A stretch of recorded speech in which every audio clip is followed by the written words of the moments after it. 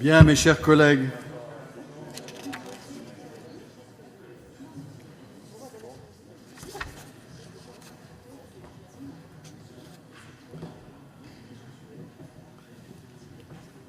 je vous redemande de prendre place.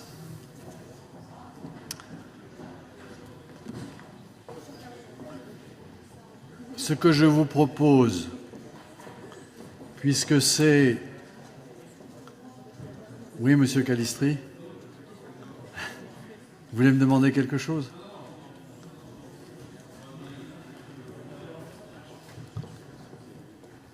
Puisque nous sommes dans une session de réflexion, de dialogue et de confrontation, et une session sans vote, donc il n'y a pas d'enjeu majeur dans cette session extraordinaire, le timing qui avait été prévu avec les deux responsables des groupes, Isabelle Nicolas d'un côté pour la majorité et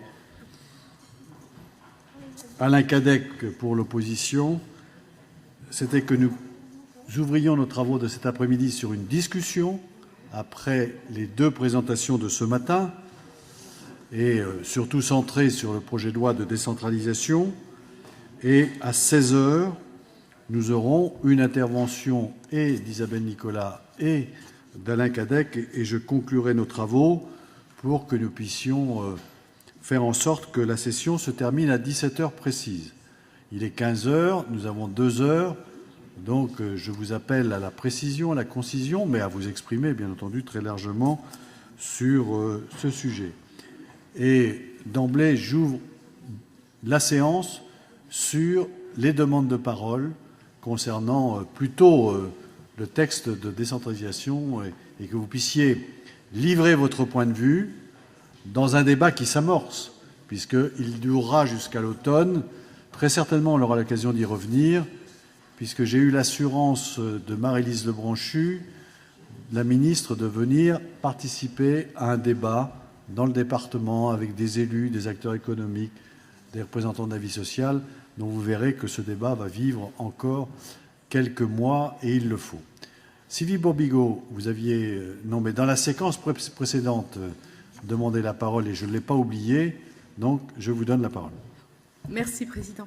C'était juste pour demander ce qu'il se passait en Alsace, comment c'était pris en compte dans la décentralisation, dans la nouvelle loi de décentralisation, au même titre que ce qui a été proposé pour Paris, Marseille et Lyon. Il y a une expérience qui se mène là-bas, donc de la disparition des départements au profit de la région, sur les deux départements du Haut-Rhin et du Bas-Rhin. Et effectivement, j'aurais aimé savoir comment cette expérience était prise en compte dans la loi de décentralisation. Alors ensuite, je voulais revenir un peu sur les mots qui étaient utilisés, oui. Effectivement, puisqu'on est parti de là ce matin. Et c'est vrai qu'il y avait des mots comme croissance économique, alors qui a été transformé apparemment en croissance durable dans la note qu'on a eue ce matin. Des mots aussi comme internationalisation. Par contre, bon, j'ai pas tout lu dans le détail. J'ai pas retrouvé des mots comme relocalisation, comme développement de filières économiques. Là, je parle du plan économique. Hein. Développement de filières, de nouvelles filières, les filières en difficulté, comment on travaille dessus. Bon, je suppose que ce sera dans le cadre des différentes entités qu'on réfléchira à tout ça. Mais j'ai été surprise de voir ce mot internationalisation mis vraiment en relief par rapport à d'autres mots que j'aurais bien vu aussi dessus. Et une chose aussi qui me semble très importante, c'est que j'avais déjà mentionné lors de notre intervention sur l'aéroport Notre-Dame-des-Landes, c'est qu'effectivement, j'ai l'impression que les entités en question, les collectivités territoriales, se retrouvent souvent en confrontation, voire en compétition les unes avec les autres, et de voir comment, dans cette loi, on arrivait à un petit peu atténuer tout ça pour arriver à une démarche beaucoup plus apaisée et surtout plus de concurrence entre les régions, entre les territoires finalement. Merci. Oui, Monsieur le Président, moi je voudrais intervenir, c'est concernant cette réforme territoriale, et je parlerai bien sûr d'un canton rural qui est ni autre que le mien, canton de Melcarré, 6500 habitants. Qu'est-ce qui va devenir ce canton? bien sûr qu'il y aura la représentation binôme de conseillers, 2 conseillers généraux sur, je pense, 3 voire 4 cantons. Mais moi, j'ai souvenir, il y a 2 ans, j'étais en campagne électorale. Eh bien, c'était, mon slogan principal était « Je serai un élu du terrain, je serai à votre écoute, et là où vous aurez besoin de moi, je serai là ». Après, il y a eu les élections présidentielles. J'ai entendu, que ce soit des candidats de droite comme de gauche, nous serons proches de la ruralité, nous écouterons, nous agirons. Voilà. Et donc après, il y a eu les législatives, c'était aussi les candidats de tous bords. On sera à votre écoute et croyez-moi, nous serons réactifs. Bien. Eh bien maintenant, mon sifflet, il est coupé parce que, comme quelqu'un m'a dit, voilà, les cheveux blancs, parce que je parle sans ambition, Monsieur le Président. Moi, c'est fini, hein. Mais seulement, je me demande comment on va faire, parce que lorsqu'il y a la maison de santé qui ferme, on manifeste. Lorsqu'il y a la perception qui ferme, on manifeste. Lorsque la poste ferme, on manifeste. Et lorsque le conseiller général disparaît, on ne manifeste pas. Mais faites attention, Monsieur le Président. On va faire quelques panneaux et on viendra peut-être avec quelques élus et quelques citoyens du Centre-Bretagne et surtout du canton de Melcarré défendre notre position. Mais on peut prendre ça sous forme de rigolade. Mais en attendant, on ne pourra plus tenir les mêmes discours. Ça m'ennuie que votre sifflet soit coupé. J'allais dire lequel. Monique Leclésio. Puis Jean-Pierre Legout, ensuite. Puis... Ah oui, j'ai dit Monique Leclésio. Merci, Président. Je souhaite intervenir sur le projet de loi. Et je vais essayer de changer mon vocabulaire puisque on s'était peut-être à tort mis dans la tête qu'il fallait utiliser le terme décentralisation. Mais ce matin, j'ai pensé qu'effectivement, il fallait qu'on évolue dans notre utilisation des mots. Et je crois que le terme réforme de l'action publique serait peut-être aussi hermétique pour les citoyens, mais peut-être plus positif dans l'esprit de chacun. Mais c'est pas là-dessus que je voulais disserter. Je voulais surtout indiquer que dans ce projet, j'ai noté plusieurs articles qui font écho aux priorités que notre collectivité départementale s'est fixées.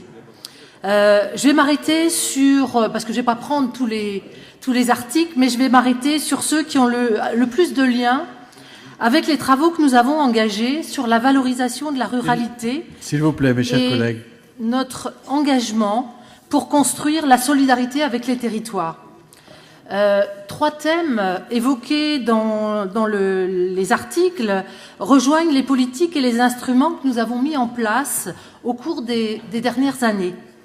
Le nouveau projet de décentralisation, je réutilise le terme, conforte la place du département en tant que collectivité des solidarités sociales et territoriales. Ce qui veut dire que le département est un maillon essentiel dans la redistribution des richesses entre les personnes, mais aussi entre les territoires. Assurer l'égalité entre les territoires constitue un réel défi. Et c'est d'ailleurs ce qu'a déclaré notre ministre de l'Égalité des territoires et du Développement, Cécile Duflot, récemment. Et elle a dit « L'égalité entre les territoires ne peut se réaliser sans égalité dans les territoires ». Et elle a aussi affirmé la nécessité d'une nouvelle alliance solidaire entre les territoires, un pacte d'égalité et de solidarité. C'est important de rappeler ces termes parce qu'ils vont faire écho, puisqu'il a été indiqué qu'il y aurait une autre loi sur la question de l'égalité des territoires, mais cette loi sur la réforme de l'action publique, elle aborde clairement ce sujet. Et moi, je voulais rappeler que notre collectivité s'est toujours engagée au travers de ces politiques pour construire la cohésion territoriale, pour qu'aucun territoire, aucun EPCI ou encore aucune commune ne se sente abandonnée. Nous avons, au cours des dernières années, renforcé notre politique d'aménagement solidaire du territoire au travers de la dotation de solidarité avec les communes de moins de 1000 habitants. Nous avons également mis en place les contrats de territoire. Ce sont des instruments, je crois que s'il est bon de le rappeler, qui marquent notre volonté de péréquation, mais aussi de solidarité entre les territoires, puisque les enveloppes financières que nous avons allouées aux EPCI et aux communes qui la constituent tiennent compte, on se le rappelle, on le vit tous les jours dans les contrats de territoire, tiennent compte de la richesse de chacun des territoires. Je voulais également préciser que, comme autre outil de solidarité que nous avons décidé de mettre en place pour accompagner les collectivités locales, et c'est tout récent, fin de l'année 2012, l'agence d'appui technique aux collectivités à laquelle aujourd'hui 131 communes et 11 EPCI adhèrent est un instrument de solidarité avec les acteurs locaux. Et ces initiatives que nous avons prises, elles font écho et elles renvoient au projet de loi de décentralisation qui propose, et notamment sur cette question de l'agence d'appui, elle propose de rationaliser l'ingénierie territoriale. Elle précise qu'il s'agit de constituer une structure unique susceptible de venir en appui des communes et des EPCI qui ne disposent pas des ressources suffisantes pour conduire des projets structurants.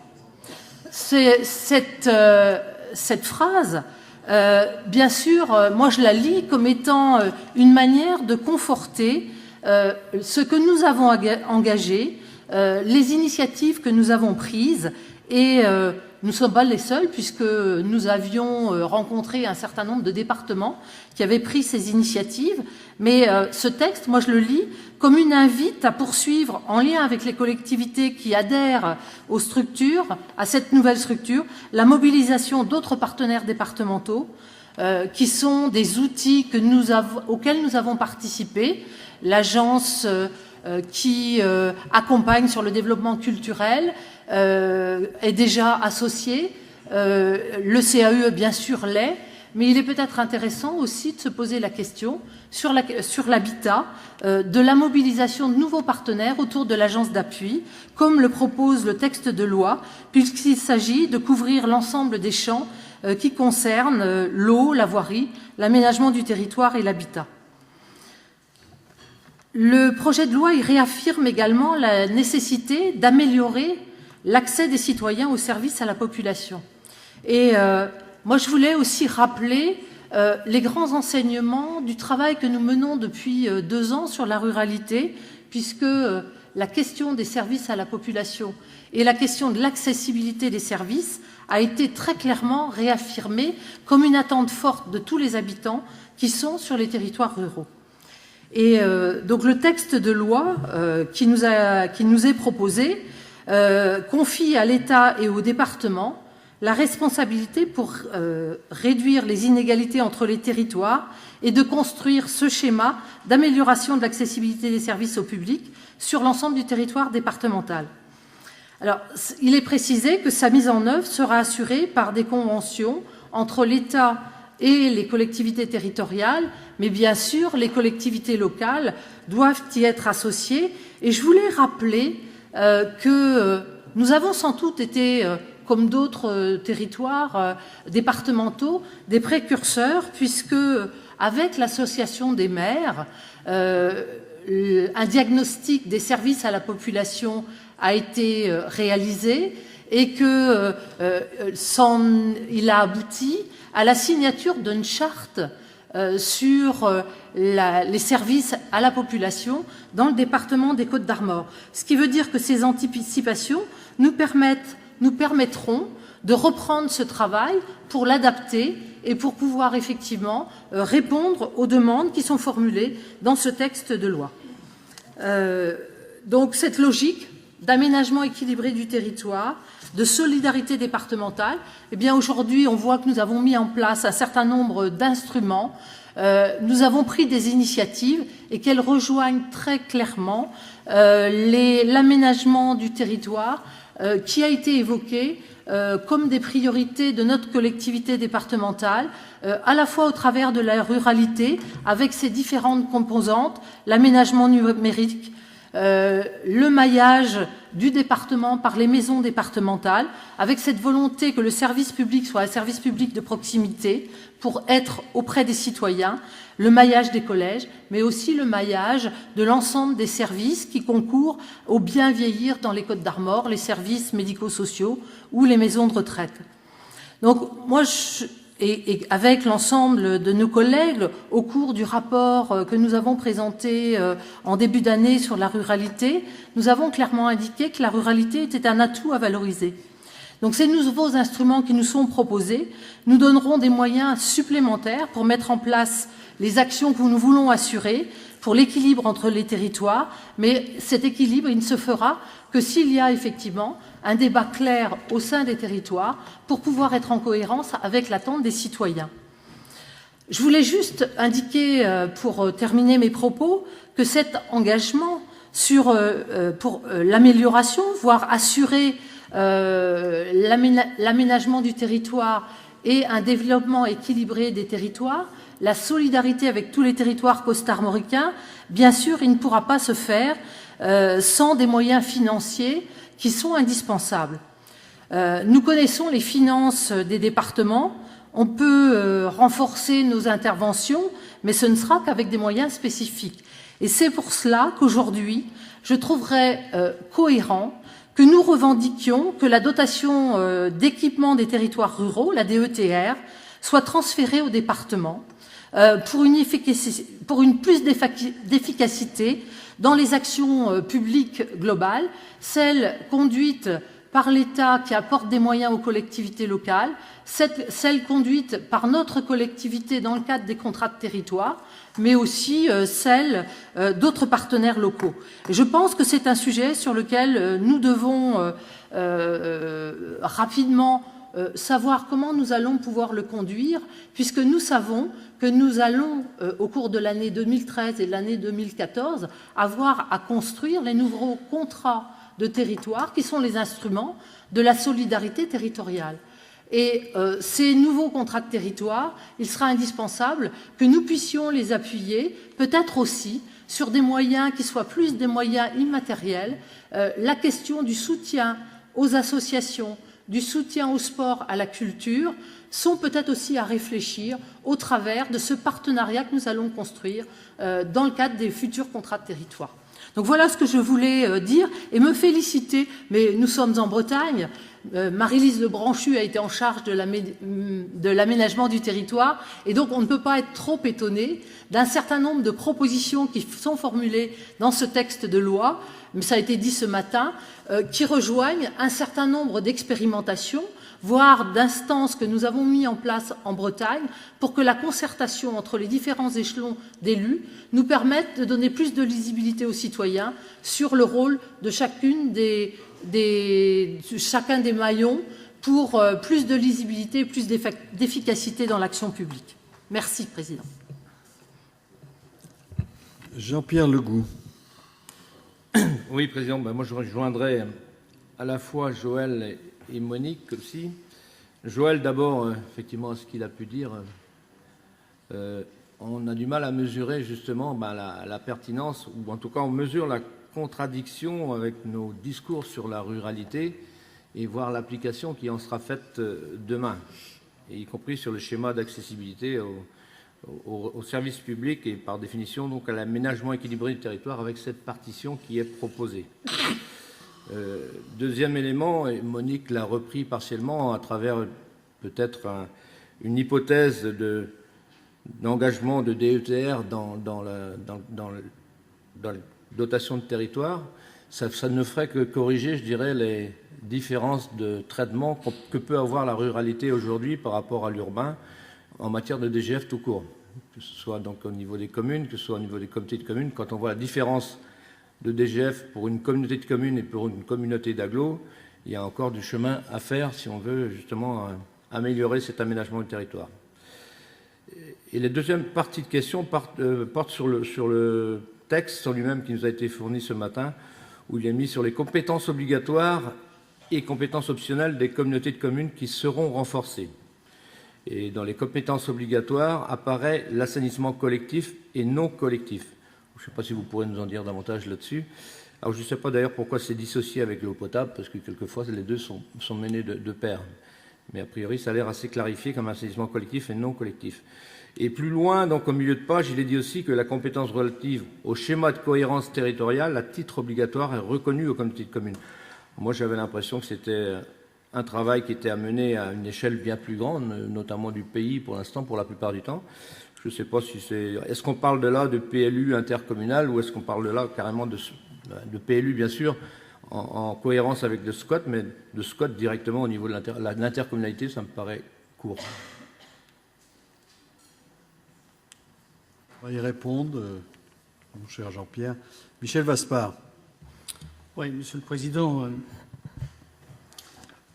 décentralisation, bon, le mot a été repris, acte 3 de décentralisation. On pense que, bien entendu, à chaque fois que nous faisons des réformes ou des lois de ce type, c'est pour effectivement apporter un meilleur service à nos concitoyens, apporter une proximité. Le mot proximité a été aussi ce matin évoqué avec une insistance particulière sur la manière dont il est bien perçu par nos concitoyens. Donc, qui dit proximité, qui dit décentralisation, qui dit meilleur service à nos concitoyens, dit aussi maintien des services publics d'une certaine manière. Joël Le Croisier en a parlé il y a un instant, mon collègue aussi. Et moi, je voudrais attirer votre attention sur la manière dont le commissariat de police de Dinan risque de disparaître. Ça se fait sans concertation. Ou alors on ne comprend pas ce que veut dire le mot concertation. Et je l'ai regardé dans le dictionnaire ce que voulait dire concertation. Concertation, c'est, comme je le pensais d'ailleurs, échanger avant toute décision, s'entendre pour agir de concert. Voilà ce que dit le dictionnaire. Et on a l'impression que pour beaucoup de nos responsables administratifs nationaux et voire nos grands élus, le mot concertation n'a pas du tout le même sens. On a même le sentiment que nos gouvernants considèrent que la concertation, c'est expliquer aux gens concernés ce que l'on a déjà décidé pour eux. Alors effectivement, ça pose un problème. Et je le dis notamment pour la suppression éventuelle, je dis bien toujours actuellement éventuelle, du commissariat de police de Dinan. Je voudrais dire quelque chose qui viendra en complément. On a vu un rapport de Christiane Taubira il y a peu de temps revoir et reconsidérer les choses en faisant en sorte que Tulle reprenne son tribunal de grande instance. Bon. Donc, ce que je voudrais, si vous voulez, c'est qu'effectivement, ça ne soit pas du coup par coup, mais véritablement des politiques publiques qui tiennent debout et qui s'appliquent de la même manière pour tout le monde. Ça me paraîtrait plutôt logique. Et ce mot concertation, je crois qu'il faudra le changer dans le vocabulaire de ceux qui, de toute façon, ont déjà décidé ce qu'ils veulent nous imposer. Et puis, je trouve que c'est un peu paradoxal, je vous le dis tel que je le pense, car lorsqu'il n'y a pas de décision, enfin quand il y a une décision assez brutale comme ça qui tombe sans concertation, je reprends le mot, c'est un peu curieux au niveau de la dimension humaine, et c'est même, il y a même un côté paradoxal sur ce sujet-là par rapport à un gouvernement de gauche et de ses valeurs. Voilà ce que je voulais vous dire. Sachant que je suis déjà intervenu ce matin sur ce qu'est mon avis, en tout cas, sur la nécessité de revoir l'organisation territoriale. Mais la revoir, ça veut dire aussi, je me répète un peu par rapport à ce que j'ai dit ce matin, revoir les différentes strates qui la composent. Bien, merci. D'autres interventions ? Charles Josselin. Oui, merci Président. Ce débat, évidemment, invite à revisiter l'acte 1 de la décentralisation. Ça fait longtemps, puisqu'aussi bien la première discussion de la première loi sur les droits et libertés des collectivités territoriales, c'était le 27 juillet 1981. Et c'est à cette occasion que nous avons entendu, en effet, Gaston Defferre nous présenter le projet gouvernemental et les ambitions qu'il soutenait. Il est clair qu'entre ce moment-là et aujourd'hui, le concept même de décentralisation a complètement changé. Le contexte aussi. Rappelez-vous, la première loi dit « ce n'est plus le préfet qui commande, le pouvoir exécutif, c'est désormais le président du Conseil général ». La délibération de la commune, elle est immédiatement exécutoire. À l'époque, il fallait attendre que le préfet ait utilisé le temps qui lui était imparti pour accepter ou invalider la délibération. C'est sans doute aussi pour ça que nos concitoyens, me semble-t-il, étaient plus en résonance à ce moment-là avec la décentralisation qu'ils ne le sont aujourd'hui.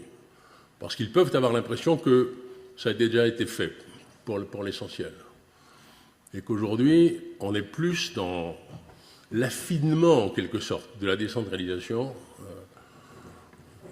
dans le partage des compétences, non plus seulement entre l'État et les collectivités locales, mais entre collectivités, régions, départements, communes. Je rappelle aussi quelques changements majeurs. On reconnaissait en même temps la liberté des communes, mais on fixait la règle du jeu puisqu'on affichait la nécessité d'un plan. Liberté, plan. La déconcentration prenait aussi une place considérable. On en parle peu ou pas aujourd'hui, ou moins, puisque le préfet, vous vous en souvenez, sans doute perdait sa fonction d'exécutif, mais devenait le patron de tous les services de l'État. Or, à l'époque, le DDA dépendait de son ministre, et le DDE aussi. Et il est vrai que, du coup, l'État pouvait prendre ses décisions au plus près. Lui aussi, pas seulement les collectivités locales.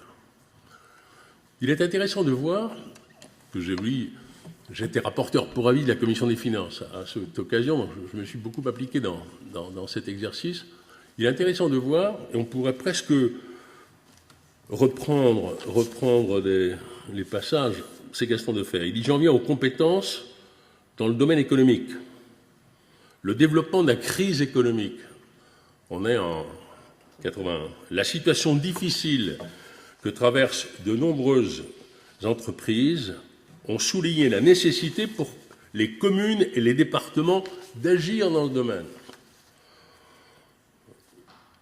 Beaucoup de municipalités et de conseils généraux ont dû, au cours de ces derniers mois, intervenir pour éviter les dépôts de bilan, les fermetures d'entreprises, ou faciliter la reprise de certaines activités. Et un peu plus loin, qui mieux que l'élu local connaît les situations particulières dans la ville ou le village qu'il administre, qui mieux que lui peut évaluer le sérieux, la compétence des dirigeants d'une entreprise en difficulté, leur bonne foi et les chances de redressement. Est-on sûr qu'aujourd'hui, la revendication des communes est de venir au secours des entreprises en difficulté? Je me pose la question. La revendication d'intervention dans le domaine économique, c'est plus pour aménager la zone d'activité, accueillir l'entreprise, qu'on espère, plutôt que sauver l'entreprise en difficulté. D'une manière générale,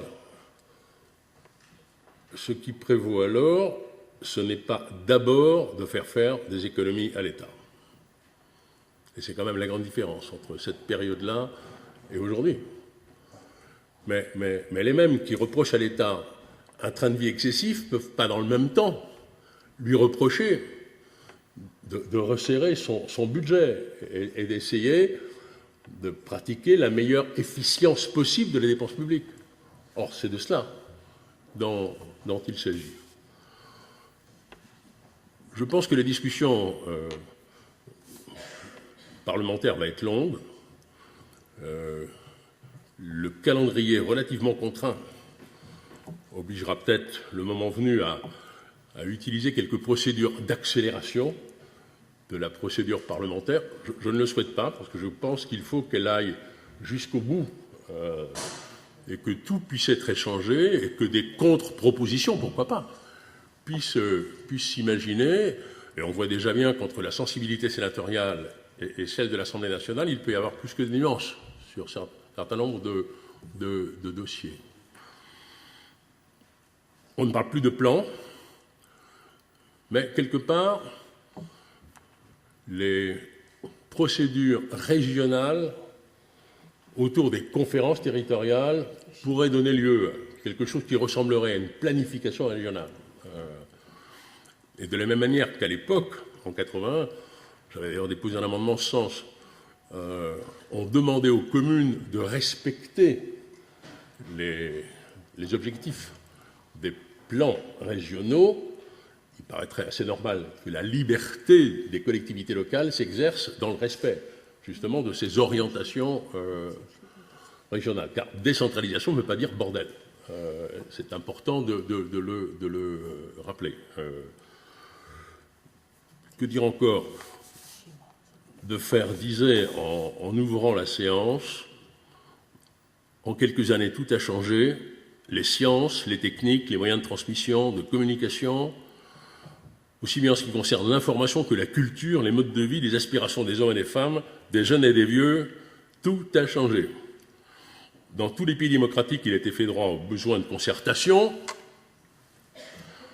d'association, de participation au travail qui prépare les décisions concernant les citoyens dans tous les domaines politiques, administratifs, culturels, dans l'entreprise, le temps libre, la vie associative. Partout, un nouveau droit a été reconnu. Partout, pour y parvenir, la décentralisation est devenue la règle de vie. Partout, sauf en France. Mais pourtant, dit-il, les Français sont au moins aussi évolués, aussi intelligents, aussi cultivés que les Allemands, les Italiens, les Suisses ou les Américains, pour ne citer que ceux-là. Alors pourquoi dit-il un peu plus loin cette situation? Les hommes qui étaient au gouvernement et à la tête de l'État étaient incontestablement intelligents. Pourquoi n'ont-ils pas perçu à quel point le besoin des Français d'être considérés comme capables, d'être responsables de leur sort, de travailler au bien commun, était à la fois profond et conforme à une conception moderne de la nation? À mon avis, dit Gaston Defferre, cette contradiction entre la politique gouvernementale et les aspirations des Français tenait à deux causes essentielles. La première est la conviction que seuls ceux qui appartiennent à un certain milieu social où se transmet héréditairement le pouvoir économique sont capables de gouverner la France quand ils ont reçu un certain type d'éducation et d'instruction qui, croyait-on, les destinait à être supérieurs aux autres. La seconde est la défiance à l'égard des Français et spécialement les provinciaux, voire la peur de leur confier des responsabilités importantes. C'est intéressant de savoir si ce qui était vrai alors ne l'est plus aujourd'hui, ou correspond encore quelque part à une situation. Voilà. Ce qui est sûr, c'est qu'aujourd'hui, quand on parle de décentralisation, la peur d'une désarticulation de la nation n'est plus mise en avant. On n'en parle plus. Ça avait été utilisé beaucoup à l'époque. Il m'avait moi-même amené à dire, parlant de la confusion entre l'État et la nation, de dire on ne meurt pas pour l'État, on meurt pour la patrie. Ce qui n'était pas tout à fait la même chose. Mais j'avais aussi cité Tocqueville, et je me demande si on n'est pas encore un peu dans cette situation. J'essaie de retrouver mes papiers, mais j'ai toujours eu un peu de mal avec les papiers. Bon, je peut-être quand même arriver, si j'arrive à distinguer entre ce que dit Defferre et ce que je dis moi, je devrais quand même pouvoir retrouver quelque chose là qui ressemble. C'était, je pense, au moment de l'explication de vote que j'ai fait pour le compte de mon groupe dans la séance du 22 janvier 82, parce que le temps avait passé, il avait fallu beaucoup d'allers-retours. Je pense que je vais peut-être retrouver ça. Ah oui, bon, c'est pas mal ça. On disait, le centralisme a été nécessaire. C'est pas Tocqueville, hein, ça c'est le centralisme. Ça, c'était les promesses faites par le président de la République d'alors. Je parle, vous l'avez compris, de François Mitterrand. Il disait, le centralisme a été nécessaire pour faire la nation, La décentralisation est nécessaire pour éviter qu'elle se défasse. On m'embête de ne pas retrouver Tocqueville, parce que c'était quand même bien. Il disait comment le centralisme énerve, et il avait totalement raison. Voilà, dans De la démocratie en Amérique. La centralisation administrative, dit Tocqueville, n'est propre qu'à énerver les peuples qui s'y soumettent parce qu'elle tend sans cesse à diminuer parmi eux l'esprit de cité. J'espère en tout cas que l'acte 3 de la décentralisation va continuer à améliorer non seulement l'efficacité de l'action publique, mais, et ce n'est pas gagné d'avance, convaincre les citoyens qu'ils sont, eux, directement impliqués dans ce fonctionnement. Et c'est un peu la difficulté, on le sent bien, que nous avons devant nous, car nos concitoyens ont d'autres préoccupations plus immédiates que le fonctionnement de nos institutions. Je vous remercie. Monsieur Raoul, ayez une expression un peu lente, le temps que j'aille au petit coin et que je revienne. Ça, Mais allez-y. Vous ne vouliez pas écouter ce que je vais dire. Si, je vais écouter ce que vous voulez dire. Je voulais parler d'eau, mais ça aurait pu faciliter votre...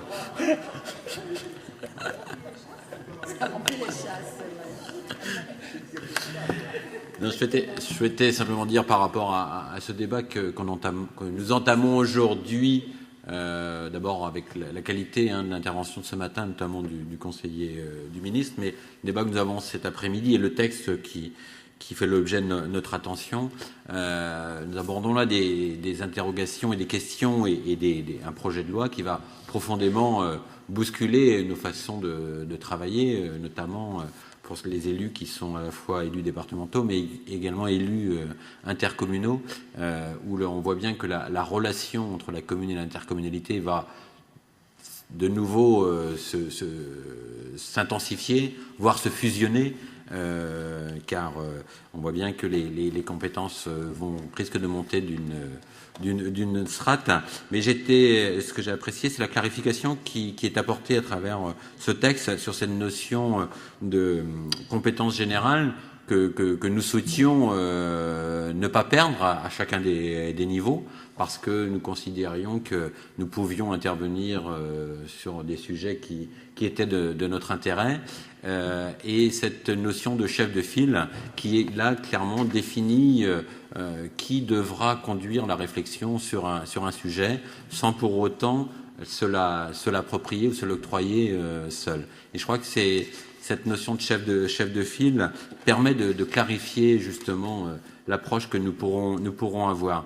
Michel Vaspart nous parlait de ce millefeuille, de cette notion de millefeuille. Je suis pas sûr que ce soit réellement le millefeuille qui soit une problématique. C'est le fait que bon nombre de collectivités à différents niveaux s'occupent du même sujet sans qu'on sache réellement qui est responsable de quoi. Et le fait d'avoir finalement, à travers cette loi, la possibilité de définir un chef de file, dont il nous a été rappelé que le chef de file, lui, n'avait pas de tutelle sur les autres, mais était bien là le chef d'orchestre pour travailler autour d'une compétence, devrait permettre justement de clarifier les choses. Et j'en prends participe à l'exemple, la compétence touristique, qui effectivement là, elle est traitée à tous les niveaux, sans réellement, et moi je m'y perds complètement, sans réellement savoir qui fait quoi, avec quels moyens, dans quel but et quel est l'objectif, et dans quel schéma.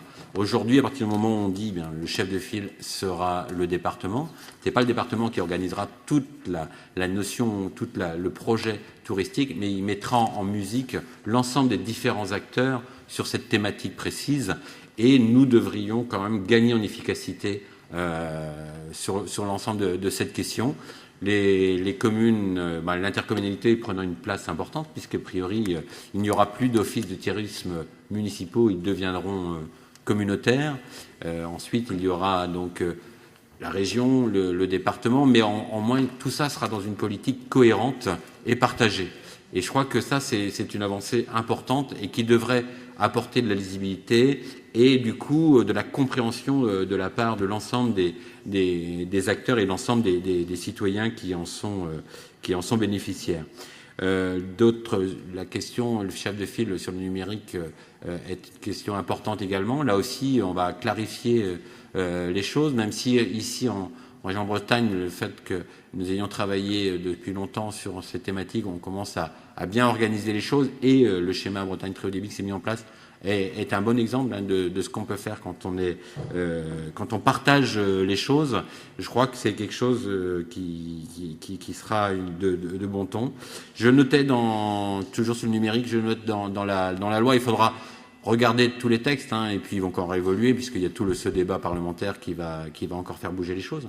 Mais sur une notion qui est chère au président, sur les usages, et notamment l'open data, je vois que s'il est clairement précisé dans la loi que les collectivités devront obligatoirement ouvrir leurs données dans cette open data, et donc c'est aussi une avancée importante dont on ne mesure pas encore toutes les conséquences, mais qui vont permettre un développement important des usages, et notamment des usages économiques de ces données. Je crois que c'est quelque chose là aussi assez novateur.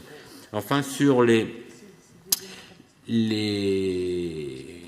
assistances aux collectivités, on voit qu'un certain nombre d'assistances supplémentaires peuvent être proposées. Il est proposé d'étendre le champ de l'assistance technique. Alors c'est là, est-ce que c'est une proposition, est-ce que c'est une obligation qui va être faite au département sur la voirie, sur l'aménagement du territoire et sur l'habitat? C'est une question importante puisqu'elle est en complète relation avec ce qu'on a mis en place, et notamment l'agence technique départementale pour ce territoire. À contrario, aujourd'hui, si on a mis cette agence, on a d'autres assistances, l'assistance autour de l'eau, autour de l'assainissement, des déchets, qui sont toujours des compétences propres au Conseil général. Donc, ce qui veut dire qu'il y aura vraisemblablement des modifications. Et puis, enfin, j'avais la même interrogation que Jean-Pierre tout à l'heure, c'était sur l'urbanisme et cette notion dans la loi de Scott à l'échelle communautaire. Ça me paraît être quelque chose d'assez restrictif. Je pense que la discussion doit être au minimum au niveau d'API sur les grandes orientations qu'on veut pour un territoire. Par contre, après, que l'urbanisme, que le PLU se fasse à l'échelle communautaire, ça a aussi une certaine cohérence sur nos territoires. Alors, quelle en sera ensuite la responsabilité sur la délivrance des documents d'urbanisme? Est-ce que ça remontera d'un niveau où ça restera de la responsabilité des maires? C'est des choses qui restent encore à discuter. J'ai pas été trop rapide, Monsieur le Président. Oh, j'ai tout entendu. C'était au fil de l'eau, d'ailleurs. Marie-Christine Clairet. Oui, merci, Président.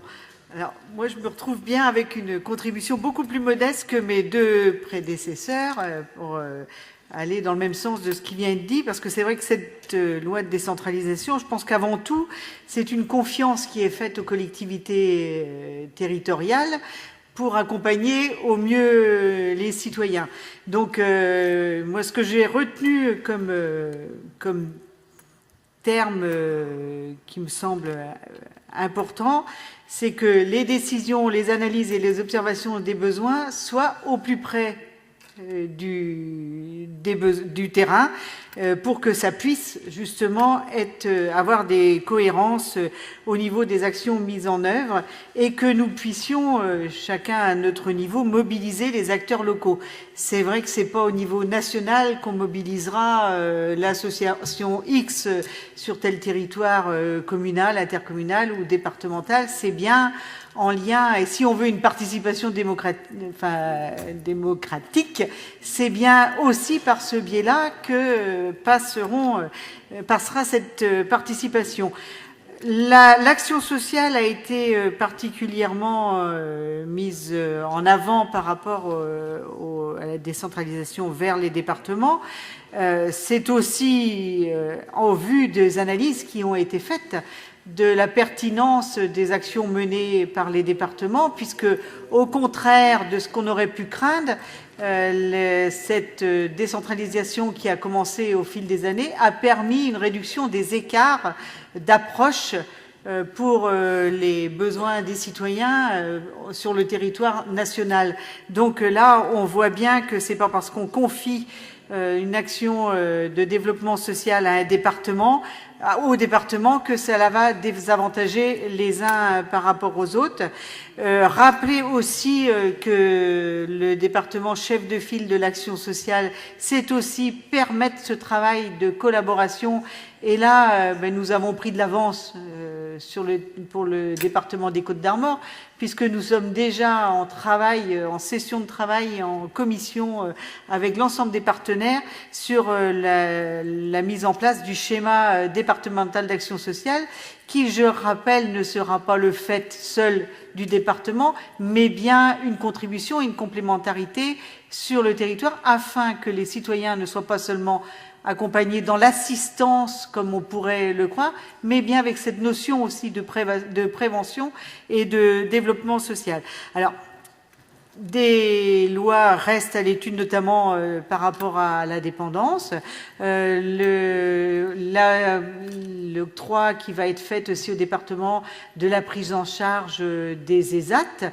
Donc on peut comprendre que le champ d'action sociale de ces professionnels travaillant en ESAT rentre bien dans les compétences départementales, puisque ça donne une approche globale de la personne en situation de handicap, qu'elle soit dans son accompagnement au travers des prestations qui lui sont apportées par des prestations de compensation du handicap, par la prestation également la prestation de compensation donnée par le Conseil général, mais également au sein de son autonomie au travers de son activité professionnelle. Donc les questions qui restent d'actualité seront au travers de la dépendance et même de l'hébergement pour les personnes handicapées. C'est quid de la souplesse? Comment pourrait être mis une souplesse dans ce qu'on appelle, nous, les conventions tripartites, ou dans les établissements, ils font les enveloppes soins, les enveloppes dépendance ou l'enveloppe accompagnement de la personne handicapée, l'enveloppe hébergement, de façon à ce qu'on soit encore beaucoup plus efficient pour l'accompagnement des personnes, puisque chaque structure est singulière.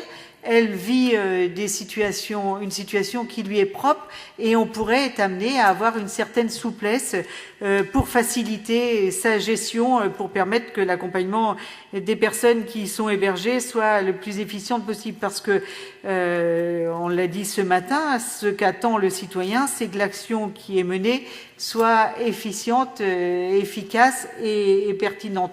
Donc, eh bien là, et quid aussi par rapport justement à la prise en compte de la politique vers les ESAT, eh bien du budget qui devra être aussi abondé, et pas seulement, il faut aussi tenir compte, ces ESAT vivent aussi la situation économique comme les autres entreprises, et donc nous avons des établissements qui peuvent avoir aussi des déficits importants en matière économique, et donc là aussi une prise en compte importante qui devra être nécessaire pour que les départements puissent accompagner au mieux ces unités économiques que sont ces ESAT, avec tout l'accompagnement social qui leur est dû. Donc je pense que nous n'avons rien à craindre, pour nous, costarmoricains, de ces nouvelles prises de compétences, puisque nous nous sommes préparés depuis longtemps. Nous avons avancé dans un travail de partenariat à travers tous nos schémas, que ce soit les schémas médico-sociaux, que ce soit le schéma enfance, que ce soit le schéma d'action sociale qui est en cours d'exécution. Et je pense que là, la richesse justement de nos territoires, de la vie qui s'y mène, de la participation de chacun, sera nécessaire pour vivre les mutations sociétales qui ne sont pas peut-être encore prévisibles dans leur ensemble, mais en tout cas qui sont à prévoir pour les décennies futures. Merci, voilà ce que je voulais apporter comme contribution. Merci. Bien, mes chers collègues, s'il n'y a pas d'autres interventions, si Vincent Lemot, puis après je répondrai et on passera à l'intervention des groupes en disant à l'opposition qu'il faut qu'Alain Cadec soit en séance là, dans 5 minutes à peu près, 7-8 minutes pour son intervention. Vincent.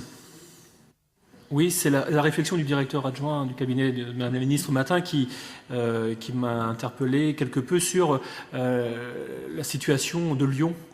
C'est vraiment une évolution très importante entre la ville, l'agglomération de Lyon et le département du Rhône, avec une partie de ce département qui va se voir dans une nouvelle configuration institutionnelle.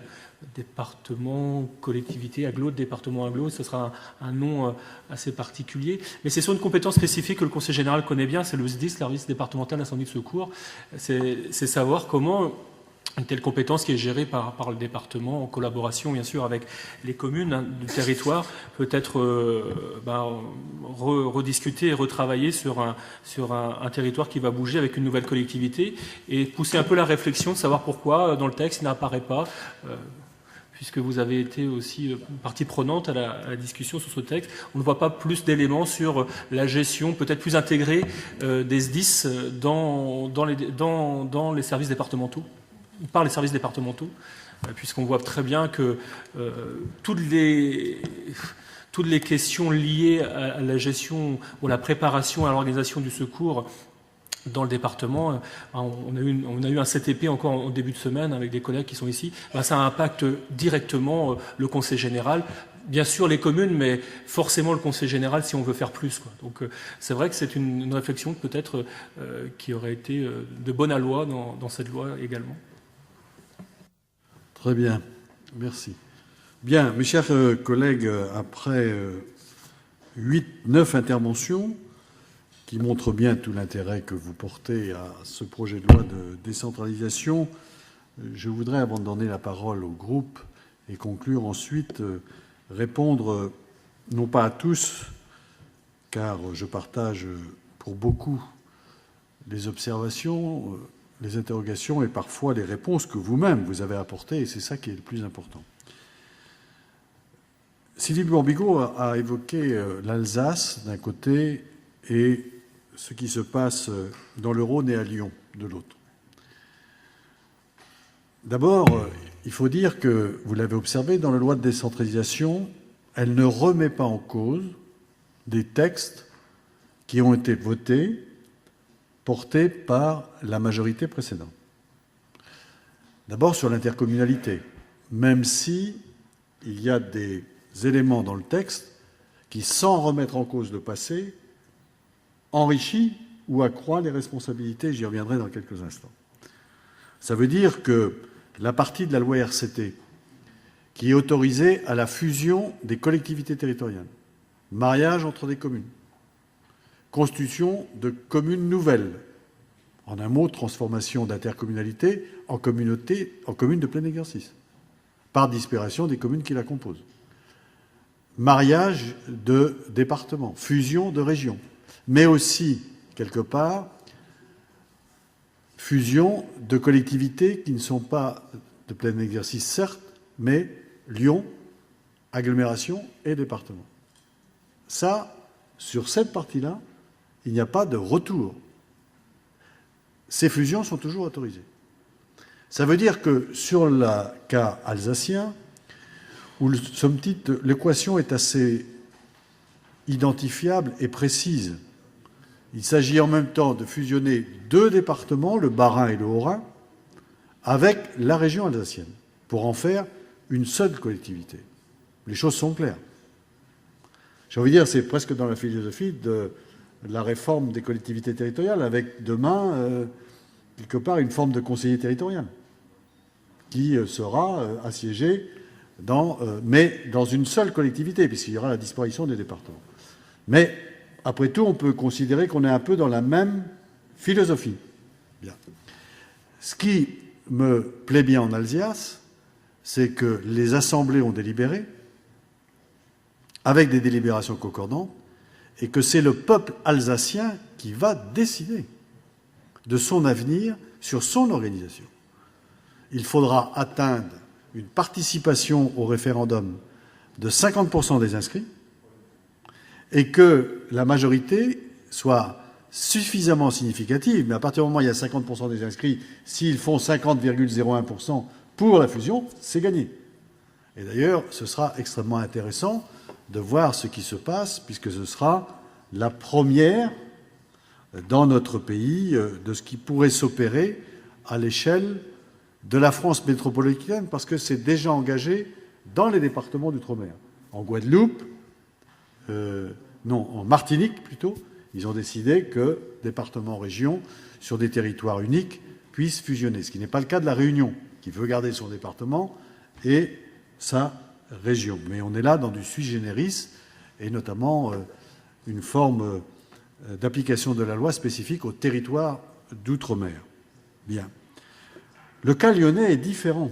D'abord parce qu'il s'agit de fusionner une communauté urbaine avec une partie du département du Rhône et de laisser une partie non négligeable, quand même 400 000 habitants, autour de l'agglomération. Entre parenthèses, il faudra savoir où sera le siège du département demain, même si ça peut rester à Lyon, pourquoi pas. Et ce que, personnellement, je trouve un peu dommage, c'est que c'est un accord entre deux hommes, pratiquement signé sur un coin de table, sans demander forcément l'avis des habitants de Lyon et de la partie des habitants de Lyon qui sont dans le département du Rhône. Puisque le département du Rhône va exister toujours. D'ailleurs, c'est une femme aujourd'hui qui a été élue, succédant à Michel Mercier, à la tête du département du Rhône restant. Il y aura bien toujours un département du Rhône, mais au lieu d'être 1 400 000 habitants, il sera de 400 000 habitants. Et ça me permet de répondre par avance à l'observation de Vincent Lemot. Dans ce cas de figure, il y aura 2 SDIS, puisque la communauté d'agglomération lyonnaise, qui aura en même temps le statut de département, aura les compétences du département sur son territoire, y compris les compétences du SDIS. Donc dans le Rhône, il y aura 2 SDIS. Le SDIS du monde rural, périurbain, et le SDIS, quelque part, d'urbanité, ce qui a une certaine cohérence pour autant, sur des enjeux de cette importance. Sylvie Borbigo allait au-delà, c'est qu'elle posait la question de la concurrence à éviter entre les collectivités, que je ne confonds pas avec la concurrence entre les territoires. Parce que, aujourd'hui, dans le champ économique, comment éviter que des collectivités soient pionnières, qu'elles privilégient plutôt tel développement économique au détriment de tel autre, qu'elles soient dans la recherche, quelque part, là aussi, notamment, d'attirer des entreprises. Et on le vit, y compris sur un département comme les Côtes-d'Armor. Bon, effectivement, il faut que les choses et les règles soient claires entre nous. Et ce ne sera pas forcément des concurrences de collectivités, même si derrière les territoires, il y aura des collectivités. Mais, je veux dire, au titre du développement économique, les entreprises vont là où sont leurs intérêts, et c'est légitime, mais quelquefois, on sait que ça peut se jouer entre 2 ou 3 territoires différemment.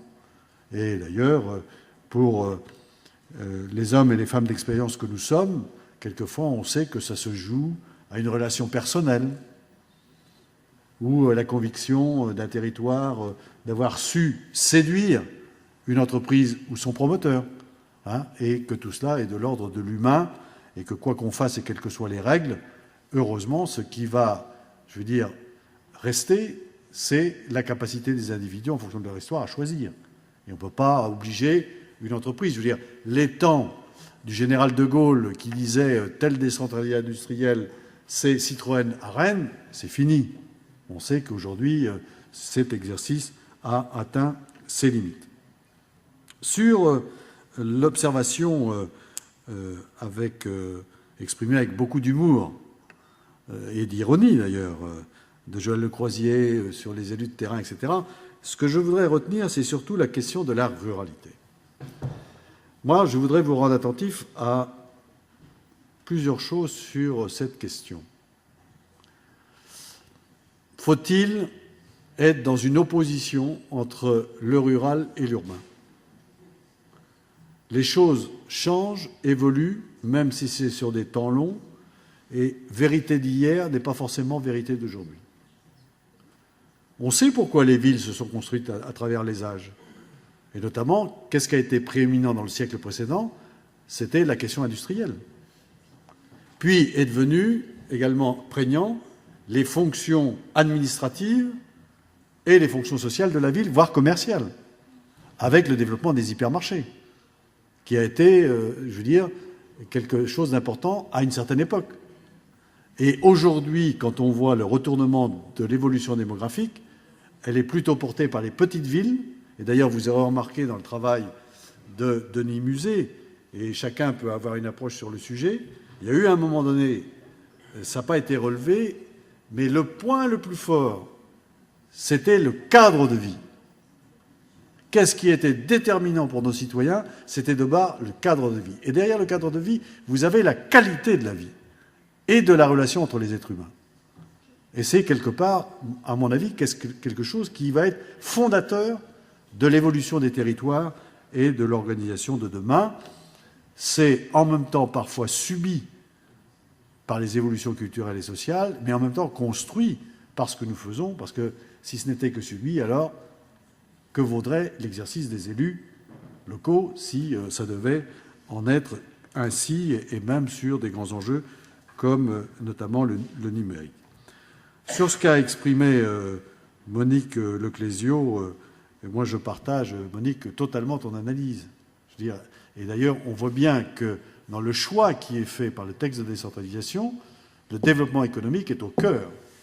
Parce que nos concitoyens ne pourront comprendre ce texte parce qu'il s'agit, à travers la décentralisation, de la croissance économique du futur. Quel mode de développement durable, très certainement. Hein, et c'est bien en quoi les collectivités, avec l'État, vont être capables collectivement de porter cette volonté de développement économique, et en ayant le souci de la clarification des compétences entre le région, département, collectivité, communauté de communes ou communauté d'agglomération. Ça me permet, ayant évoqué cela, de revenir aux propos de Joël, qui rejoint l'intervention de Jean-Pierre Legout, sur la question de la ruralité. Aujourd'hui, sommes-nous face à un modèle unique de ruralité qui est une image d'Épinal du passé, ou est-ce qu'on est dans les ruralités du XXIe siècle? Vous avez la ville, mais quand on est à Plaintel et à Pleuc, on est dans une forme de ruralité. Quand on est à Uzel, on aborde une autre forme de ruralité. Et je pourrais, comme ça, de part en part, dire que finalement, il n'y a plus un modèle unique, il y a des ruralités. Et si je regarde par exemple la frontière est du département, Merdrignac, Bron, Caunes sont totalement dans l'orbite rennaise, même Évran, totalement dans l'orbite rennaise. La première couronne, Bédé, Montfort, puis Montauban de Bretagne, et puis aujourd'hui on est arrivé aux frontières de l'Ille-et-Vilaine et des Côtes-d'Armor. L'attraction de votre territoire, Michel, c'est plus Saint-Brieuc, c'est pas Dinan. Aujourd'hui, c'est l'agglomération rennaise. Et comment on s'organise par rapport à tout cela? Et quelle est la réalité de nos ruralités? Ça a profondément changé. Et ça veut dire qu'il faut accepter, quelque part, nos différences et nos diversités. Et je le dis parce qu'en même temps, si on a une approche culturelle entre l'urbanité et la ruralité, vous avez des mots dont souffre le monde rural qui sont les mêmes de certains quartiers populaires isolés, abandonnés des grandes métropoles. Et en même temps, on veut, dans le monde rural, avoir les mêmes services que ceux qui sont dans les grandes villes. Aujourd'hui, la sociologie de nos territoires ruraux a été bouleversée. La ruralité n'est plus consubstantielle d'un secteur agricole. Le poids de l'activité est toujours important, mais la représentation des professionnels n'a plus rien à voir. Quand j'ai été élu maire en 1977 à Plény-Jugon, il y avait 14 agriculteurs sur 17 conseillers municipaux. Aujourd'hui, il n'y en a plus que 4 sur 19. C'est quand même assez symptomatique de la réalité de nos territoires dans lesquels nous vivons aujourd'hui. Et je crois que, d'ailleurs, je suis convaincu qu'une ville, si elle n'a pas la préoccupation de son environnement à 10, 15, 20 kilomètres, qui donne de la force à la ville, je veux dire, elle ne répond pas aux enjeux auxquels elle est confrontée aujourd'hui. Et si je prends Lamballe est où aujourd'hui? Est-ce que c'est une identité? Est-ce que Lamballe n'est pas déjà dans l'orbite de Saint-Brieuc et participe à l'agglomération Brieuchine? Tant il y a une proximité, il y a un quart d'heure entre les deux. Les migrations alternantes, il y a autant de gens qui vont travailler à Lamballe que de gens qui viennent travailler à Saint-Brieuc. Donc on est dans des réalités qui n'ont plus rien à voir par rapport aux réalités du passé. Et comment on va organiser tout cela? Et dans un secteur, Jean-Pierre, que tu connais bien, vous êtes à Châtellerault, entre Guingamp et Saint-Brieuc. Aujourd'hui, vous êtes complètement, je veux dire, ruralité, urbanité. On est quand même dans des territoires qui ne sont plus ceux, effectivement, du passé, et comment on peut s'organiser sur ce sujet. Vous l'aurez observé, si je regarde le bloc local, qui, à mon avis, par rapport aux départements en région, ont incontestablement un défi spécifique. Pourquoi? Parce que c'est ce tandem-là qui, plus que d'autres, va être confronté à l'organisation territoriale du futur. Et là, on est là pour se dire les choses. Dans 20 ans, il y a un des deux niveaux qui aura disparu, ou qui se sera fondu dans l'autre. Parce qu'aujourd'hui, à ce qui a fondé la République française, la commune, le département et l'État, quelle est la concurrence? Quelle est, quelque part, la confrontation qui n'est pas illégitime, mais politiquement et intellectuellement, qui est intéressante? Communauté, région, Europe. Et comment les choses vont évoluer avec l'histoire à venir. Ce n'est pas forcément ce qui sera atteint au final, parce qu'il peut aussi y avoir des cristallisations, des retours sur les États, avec notamment la montée des nationalismes. L'Europe demain peut se défaire, alors qu'elle s'est construite progressivement. Ce n'est pas quelque chose qui est véritablement derrière nous. Et ce qui vaut pour ce territoire vaut aussi pour nos territoires. Et moi, c'est ma contribution. C'est pas, je ne prétends pas sur le sujet détenir la vérité. Michel Massemard en parlait tout à l'heure, concertation. Alors, c'est vrai qu'on a fonctionné pendant des années autour de concertation, qui parfois était purement qu'une simple consultation. Concertation quand on poussait un petit peu plus loin. Mais aujourd'hui, si l'on veut réussir et qu'il y ait une véritable appropriation des réformes, ça ne peut être que le terme négociation. Et la négociation, c'est une nouvelle culture. On n'y est pas. Même si je considère, moi, en ce qui me concerne, que ce qui s'est passé entre le patronat et certains syndicats il y a de quelques semaines relève plus de la négociation que de la concertation, même si elle n'est pas totalement aboutie.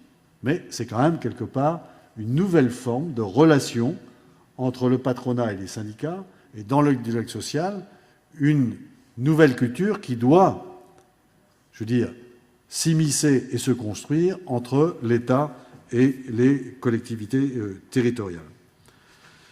Charles Josselin nous a rappelé finalement qu'en 30 ans, des questions sont toujours intemporelles. Quand Gaston Defferre tout dit, tout a changé, tout doit évoluer, ce qui était vrai en 1980 l'est tout autant aujourd'hui, dans un contexte différent, mais dans une stratégie, une philosophie, et quelque part une recherche de sens qui reste identique. Rien n'a vieilli. C'est rassurant d'un certain côté. Et je crois que si on est dans cette philosophie, eh bien, on devrait retrouver dans l'esprit du texte celle qui était et qui prévalait en 1980. Et on le retrouve en partie avec les blocs de compétences. La clarification et tout ce qui va avec. Et c'est vrai que dans un propos que vous avez tenu, y compris Sylvie, par rapport à l'exemple du Rhône, notre cartésianisme est une approche républicaine de l'organisation des territoires. L'exemple lyonnais nous gêne. Ça veut dire que finalement, que demain se construise une France à la carte, c'est pas tout à fait dans notre filiation historique. Pour autant, faut-il en avoir peur? On peut comprendre qu'effectivement, nous nous posions sur le sujet un certain nombre de questions. Loïc Raoul, sur le chef de fila, vous avez compris que dans le texte, c'était en même temps une approche politique et une traduction juridique. C'est pas comme ça une clause de style de dire « Ah, désormais, vous êtes le chef de file ». Très bien, c'est sympathique. Mais ça veut dire que ça emporte des conséquences et politiques et juridiques. Puisque derrière, les schémas sont, sans vouloir le dire, des schémas prescriptifs. C'est aussi cette réalité à laquelle nous allons être confrontés demain. Et sur les enjeux du numérique, moi je voudrais qu'on mesure bien combien c'est important pour le département d'avoir été choisi comme la collectivité des tuyaux, de l'aménagement du territoire numérique et des usages. Parce que ça place le département au cœur de l'organisation future de nos territoires à travers cet enjeu qui est pratiquement une révolution industrielle du XXIe siècle. Alors sur le SCOT, vous savez, mes chers collègues, le PLU et le SCOT communautaire, c'est vrai. Est-ce que le SCOT le plus approprié est le territoire le plus pertinent, en sachant que maintenant, il n'y a plus un territoire pertinent. En fonction de la réalité des territoires, il y a des territoires pertinents. Parce que sur la communauté d'agglomération de Saint-Brieuc, le SCOT, même si c'est sur le pays de Saint-Brieuc, c'est plutôt un bon espace. À la limite, la taille et à une certaine masse critique, même si elle n'est pas suffisante. Alors évidemment, après un SCOT sur la communauté de communes Arguenon-Hunaudet ou de l'Envolon, je ne suis pas sûr que ce soit effectivement le territoire le plus approprié, parce qu'aujourd'hui, c'est quoi le territoire de vie? C'est là où on habite, c'est là où on produit et c'est là où on consomme. Et les espaces sont beaucoup plus grands qu'ils ne l'ont été par le passé. Il faudrait une certaine liberté. Mais derrière tout cela, ce qui nous attend sur les SCOT et les PLU, c'est que les collectivités vont avoir l'instruction des permis de construire. C'est ça qu'il y a derrière. Et c'est ça la réalité. C'est que ça va aller beaucoup plus loin, c'est que vous allez avoir la totalité, y compris avec la réévaluation des bases cadastrales qui vont avec, ça va être la responsabilité des collectivités locales du futur. Et puis, sur ce qu'a dit Marie-Christine Clairet, elle a raison, parce que il ne s'agit pas que le département est au cœur des solidarités, parce qu'il est un mot que l'on oublie. Certes, nous finançons des allocations, nous sommes au cœur des politiques de solidarité sociale et territoriale, mais c'est le terme de l'action sociale. Et l'action sociale, ça dépasse très largement les frontières des solidarités. Parce que c'est comment on organise, en fédérant tous les acteurs, la cohésion sociale sur nos territoires. Et c'est ça qui est important, plus sûrement que les solidarités elles-mêmes. Voilà, simplement pour répondre aux uns et aux autres. Nous en arrivons maintenant à l'expression des groupes. C'est Alain Cadec, c'est bien ça qui a été prévu, qui s'exprime au nom de son groupe, et ensuite Isabelle Nicolas sur nos travaux d'aujourd'hui, sur tout ce qui a été évoqué, sur le projet de loi de décentralisation. Je veux dire, ça nous permet de clôturer cette session d'aujourd'hui. Monsieur Cadec, on vous écoute. Merci, Monsieur le Président. Monsieur le Président, mes chers collègues, Monsieur le Président, vous nous avez réunis ce jour pour échanger donc sur l'acte 3 de la décentralisation, mais aussi débattre de ce projet de loi et de réforme de l'action publique présenté par le gouvernement, ce que nous avons fait toute cette journée. Alors, échanger sur la décentralisation est toujours intéressant, puisque nous en sommes les acteurs directs à travers les mandats locaux que nous ont confiés les électrices et les électeurs. En revanche, débattre d'un projet de loi qui n'a pas encore été présenté au Conseil des ministres est, à mon avis, un peu prématuré, d'autant plus, et cela n'a échappé évidemment à personne, que nous ne sommes pas les législateurs. En effet, ce n'est pas dans notre Assemblée que nous allons décider de l'acte 3 de la décentralisation, mais c'est le Parlement, et lui seul, qui en décidera. Alors, par ailleurs, je peux comprendre que vous souhaitiez, comme vous nous l'avez écrit, participer pleinement à l'élaboration de ce nouveau projet de décentralisation. Il constitue, dites-vous, pour notre collectivité une opportunité pour nous affirmer en tant que collectivité de plein exercice, innovante, audacieuse et efficace. Alors moi, à la lecture du projet de loi, permettez-moi de ne pas partager votre optimisme.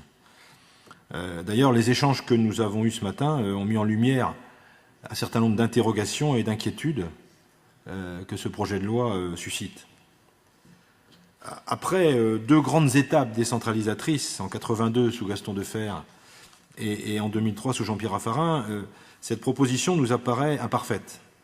Autant la loi du 2 mars 82 et celle du 28 mars 2003 avaient constitué des tournants majeurs dans la décentralisation de notre pays, autant cette proposition nous paraît pavée de bonnes intentions sans doute, mais floue et compliquée à mettre en œuvre. Au même titre que l'acte 1 des années 82-83, dite Defferre, comme je le disais tout de suite, je tiens à souligner l'avancée majeure qu'a constitué l'acte 2 de la décentralisation de 2003-2004, et notamment la loi constitutionnelle du 28 mars 2003 relative à l'organisation décentralisée de la République. Je rappelle que cette grande loi du quinquennat de Jacques Chirac a renforcé le cadre constitutionnel de l'action des collectivités locales en leur offrant des garanties juridiques et financières, je dis bien financières, qui n'existaient pas auparavant. Elle a érigé l'organisation décentralisée de notre République au rang de principe constitutionnel qui forge d'ailleurs l'identité de la Ve République. Aujourd'hui, même au Sénat, j'en suis sûr, tout le monde se félicite que l'organisation décentralisée de la République soit devenue un principe constitutionnel. L'histoire, malgré tout, Monsieur le Président, offre parfois de curieux raccourcis. En juillet 2004, Jean-Marc Ayrault, alors président du groupe socialiste à l'Assemblée nationale, déposait au nom de ce groupe une motion de censure contre le gouvernement Raffarin sur le projet de loi relatif aux libertés et responsabilités locales. 9 ans plus tard, devenu Premier ministre, il a changé d'avis. Son projet de loi sur la décentralisation reprend les dispositions innovantes contenues dans la loi du 13 août 2004 concernant la délégation de compétences, les transferts de compétences, leur compensation et les transferts de personnel de l'État aux collectivités. Hier, dans l'opposition, Jean-Marc Ayrault critiquait la décentralisation. Aujourd'hui, Premier ministre, il s'en fait l'ardent défenseur. Monsieur le Président, réformer, c'est bien. Financer en même temps, c'est mieux. Permettez-moi d'émettre des doutes sur la capacité de l'État à financer cette réforme et à financer les transferts de compétences prévus. Lors de son discours de politique générale à l'Assemblée nationale en juillet dernier, le Premier ministre déclarait « Je crois profondément dans l'alliance de l'État et des collectivités locales pour mettre en mouvement l'ensemble des acteurs de la société. » Une belle phrase. 8 mois plus tard, cette profession de foi a déjà été oubliée. Le gouvernement Ayrault baisse les dotations de l'État aux collectivités et leur transfert des charges nouvelles. Nous en avons déjà parlé, mais c'est aussi le moment d'en reparler. Donc, au risque de me répéter, nous attendons rapidement des solutions au financement pérenne de nos collectivités départementales. Monsieur le Président, le projet de loi de décentralisation du gouvernement a pour ambition de remédier aux maux qui affectent aujourd'hui les collectivités territoriales. Illisibilité des interventions, on l'a tous dit ici, enchevêtrement des compétences, financement croisé, inégalité, inflation des normes, tout le monde est d'accord sur le constat. Il est censé également traduire la nouvelle étape de la décentralisation promise par le Président de la République. Cependant, j'observe que son accouchement est difficile. L'avant-projet de loi a donné lieu à 8 versions à ce jour, alors que fin septembre, la ministre de la décentralisation disait le texte quasiment bouclé. La présentation du projet de loi au Conseil des ministres a été repoussée au mois d'avril prochain, alors qu'elle était prévue ce mois-ci. Ce projet de loi doit mettre en œuvre les principes posés par le Président de la République dans les relations entre l'État et les collectivités lors des États généraux de la démocratie territoriale. La confiance, la clarté, la cohérence et la démocratie. Alors, s'agissant de la confiance, comment y croire ? Je l'ai dit, le pacte de confiance entre l'État et les collectivités, qui était censé leur garantir des dotations à leur niveau actuel, va se traduire par la baisse de 4,5 milliards d'euros de dotation de l'État aux collectivités pour la période 2014-2015. S'agissant de la clarté, maintenant, nous sommes d'accord avec le Président de la République pour dire qu'il faut sortir de la confusion des responsabilités entre l'État et les collectivités. Mais le vrai problème aujourd'hui, c'est la confusion des interventions entre les niveaux de collectivités, mais aussi entre les collectivités et les structures intercommunales. Les élus ont de plus en plus de mal à savoir qui fait quoi, qui est responsable de quoi et qui finance quoi face à l'enchevêtrement des compétences et au financement croisé. D'ailleurs, je n'ose imaginer ce qu'en pensent nos concitoyens. Le projet de loi, en posant le principe de libre coordination des interventions des collectivités territoriales, ne clarifie rien. Il renvoie le problème de la clarification des compétences à des pactes de gouvernance territoriale qui seront débattus au sein de conférences territoriales de l'action publique. On en a parlé ce matin. Ces instances supraterritoriales risquent d'être des lieux de rapport de force, où chaque représentant de collectivité tendra de défendre d'abord les intérêts des collectivités qu'il représente. En l'état de leur composition, elles accordent une très faible place, vous l'avez dit vous-même tout à l'heure, au monde rural et aux intercommunalités de petite taille, qui apparaissent sous-représentées par rapport aux grandes villes et aux intercommunalités urbaines. Donc je pense qu'il faudra que le législateur corrige ce déséquilibre, ce qui est encore possible. Malgré tout, nous doutons à ce stade de l'efficacité de ces instances qui vont générer de la bureaucratie. Expliquez-nous comment les membres de ces instances pourront se mettre d'accord sur un pacte de gouvernance territoriale. Ça nous semble difficile. Ça ne va pas être simple de s'accorder quand, par exemple, des présidents de conseils généraux veulent continuer à soutenir le développement des PME de leur territoire, alors que le projet de loi confie à la région et à elle seule la responsabilité des politiques de soutien aux petites et moyennes entreprises. Les schémas d'organisation de compétences s'apparentent pour l'Association des maires de France à une tutelle déguisée des régions et des départements sur les communes. Pour de nombreux présidents de conseils généraux, il s'agit de l'instauration d'une tutelle des régions sur le département. Il y a une crainte de tous les strates vis-à-vis de la strate supérieure. En matière de cohérence, le transfert prévu de l'État aux départements des établissements et services d'aide par le travail apparaît effectivement cohérent avec les compétences déjà détenues par les départements dans les domaines du handicap. Pour autant, ce transfert doit se concrétiser par un financement suffisant et pérenne, permettant de couvrir en totalité chaque année toutes les charges liées à ce transfert. Le transfert des ESAT aux départements ne doit pas être demain une charge que les départements auront de plus en plus de mal à financer, faute de financement suffisant attribué par l'État. Dans un autre domaine, le rétablissement de la clause de compétence générale pour les départements comme pour les régions peut également sembler cohérent. Mais encore faut-il que ces collectivités aient les moyens de financer totalement et de l'exercer pleinement. Je vous le demande, Monsieur le Président, comme vous le demandez récemment mon collègue sénateur président du Conseil général de la Vendée, Bruno Retailleau, enfin, pas à vous, il ne le demandait pas à vous, il le demandait à la ministre de la décentralisation, pardonnez-moi. Quel est l'intérêt pour les départements d'avoir une clause de compétence générale s'ils n'ont plus demain les moyens de financer et de mettre en œuvre leurs compétences obligatoires? Puisqu'on en est là aujourd'hui. On est déjà à l'extrême limite. S'agissant du futur mode de scrutin, on en a peu parlé, mais pour le département et du nouveau découpage des cantons, on voit bien que cette mesure, que vous le vouliez ou non, va laminer la représentation des territoires ruraux au sein des assemblées départementales, d'une manière ou d'une autre. En divisant quasiment par deux le nombre de cantons dans chaque département, entre parenthèses, sans diminuer le nombre d'élus. Sans diminuer le nombre d'élus. Le conseiller territorial, c'était 37 au lieu de 52. Là, ce sera 54 au lieu de 52. Je suis désolé, Vincent. Eh oui. Donc, oui, ça, je veux bien l'entendre.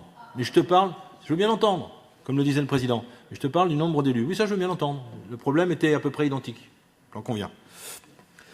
Le redécoupage prévu donc sur une base démographique va de fait renforcer la représentation et le poids des agglomérations urbaines au sein des assemblées départementales au détriment des petites communes rurales. Vous en parliez tout de suite, Monsieur le Président, c'est une crainte. Monsieur le Président, cette nouvelle étape de la décentralisation, pétrie de bonnes intentions, j'en doute pas, n'apporte pas de solution à l'asphyxie financière des départements. Même s'ils se voient confier des responsabilités de chef de file dans certains domaines, les départements apparaissent fragilisés face au choix du gouvernement de renforcer les régions et les grandes intercommunalités urbaines à travers la création des métropoles notamment. On en parlait tout de suite. Monsieur le Président, pour conclure, je dirais que nous sommes évidemment favorables à une décentralisation, mais une décentralisation organisée et financée. C'est pourquoi j'espère que le texte qui sera finalement voté à l'Assemblée nationale tiendra compte des remarques qui auront été faites tout au long de la discussion parlementaire qui va s'engager. dans les semaines qui viennent et je fais confiance à nos parlementaires pour faire un texte équilibré. Merci. Madame Nicolas. Merci, Monsieur le Président, chers collègues, Mesdames, Messieurs. Session intéressante aujourd'hui, j'allais dire session capitale. Je trouve qu'il y a des sessions qui retiennent plus que d'autres l'attention et je crois que celle-ci en est une parce que les sujets qu'elle porte en elle suscitent un intérêt particulier pour notre Assemblée et au-delà de notre Assemblée, je crois, pour les citoyens de nos territoires. Alors, cette session fait partie de ces temps qui sont des temps politiques qui sont nécessaires, utiles. Il faut qu'on se pose les bonnes questions. Et je trouve que le fait qu'elle se tienne aujourd'hui, Monsieur le Président, était un acte fort, un symbole. Vous l'avez dit ce matin. Et moi, je voudrais vous en remercier parce que je sais que vous êtes sincère quand vous le dites. Alors, merci. Au nom de mes collègues du groupe de la gauche unie, moi je souhaite aussi remercier nos intervenants, Monsieur Musée et Monsieur Oléon, qui ont participé à nos travaux ce matin et qui vraiment les remercie pour la qualité de leur présentation. Alors, beaucoup de choses ont été dites et moi je vais pas, peut-être je vais faire un peu d'histoire parce qu'il est important, je crois, en politique comme ailleurs, pour savoir où on va de savoir d'où l'on vient. Et la décentralisation, bien que relativement récente, a une histoire particulière dans notre pays. Je vais vous demander de revenir au lendemain de la Seconde Guerre mondiale, un moment où la centralisation était une valeur refuge.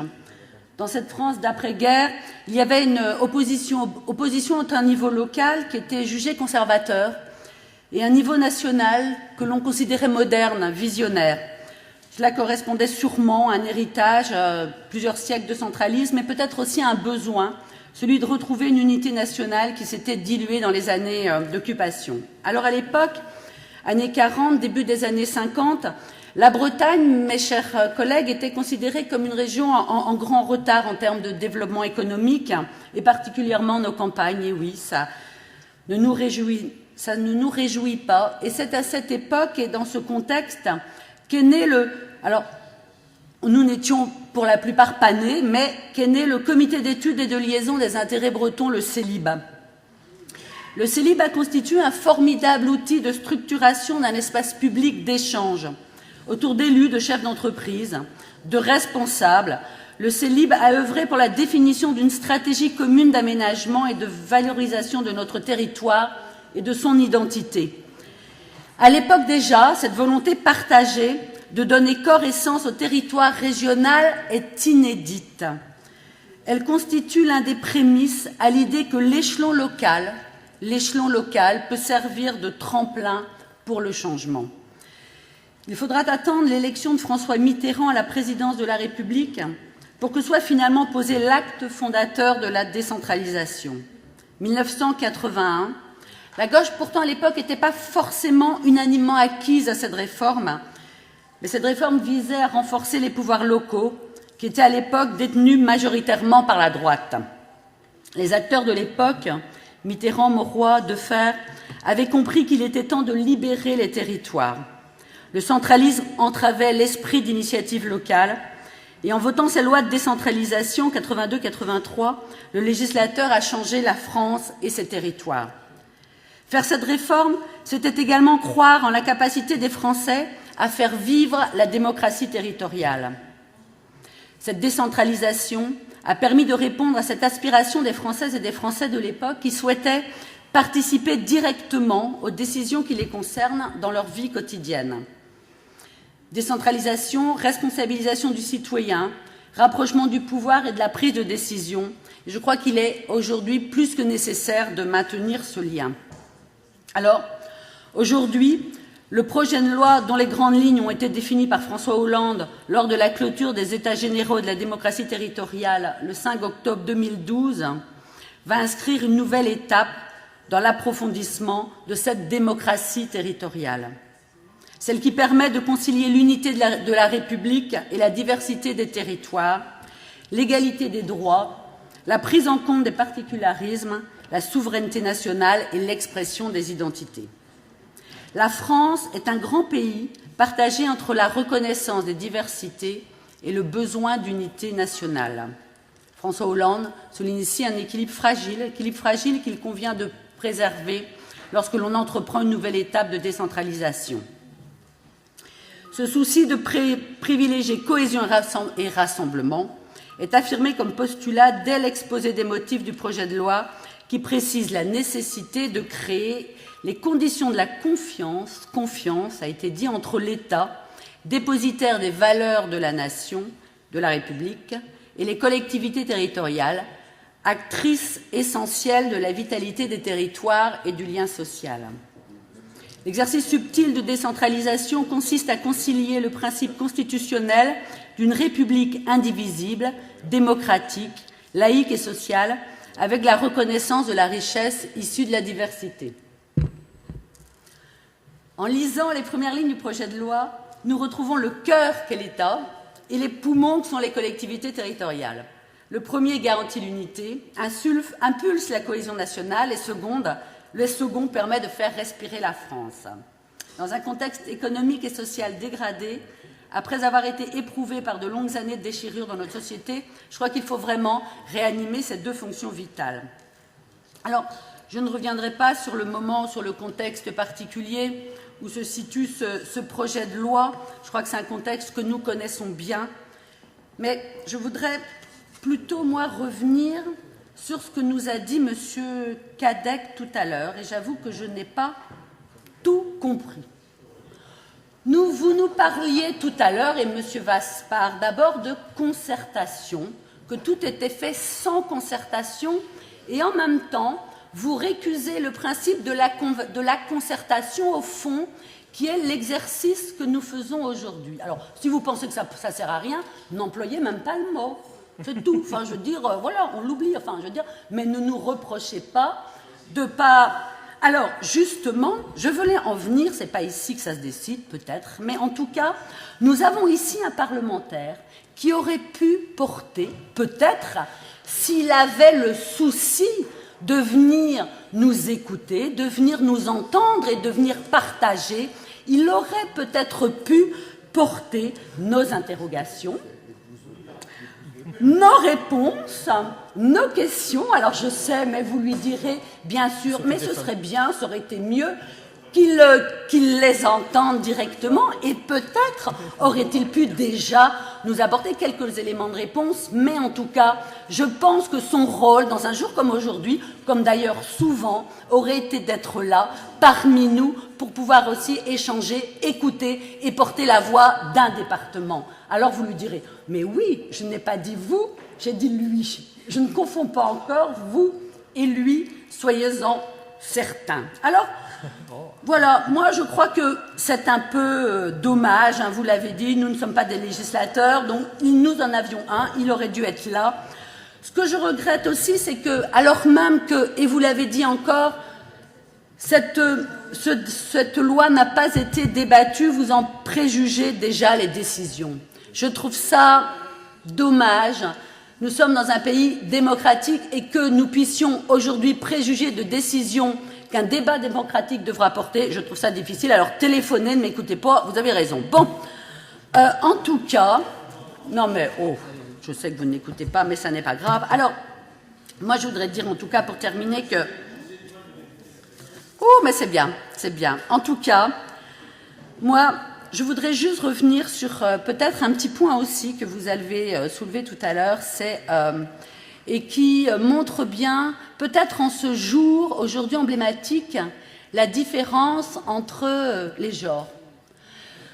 Vous avez parlé de ce qui est la conférence territoriale de l'action publique, qui, moi, me rappelle le BCS breton, et je tiens à vous dire que nous n'en avons pas du tout la même lecture, le même regard. Vous avez parlé de se battre, de craindre qu'une strate mette la main sur l'autre. Moi, je trouve que ça, en tout cas, je trouve qu'aujourd'hui, j'ai envie de dire que c'est une vision masculine et guerrière de l'action publique, et que demain, je pense que, en tout cas, nous, quand nous serons élus, nous serons plus ici, dans cette assemblée départementale. Je peux vous dire que nous, les femmes, nous saurons nous mobiliser collectivement, en bonne intelligence, pour apporter une action publique locale encore plus performante. Alors merci, Monsieur Cadec, de nous montrer combien il est important qu'il y ait plus de femmes ici dans cet hémicycle. Merci.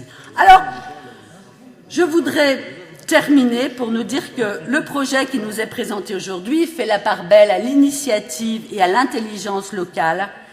Sa mise en œuvre, nous dit-on, ne sera pas uniforme sur le territoire national.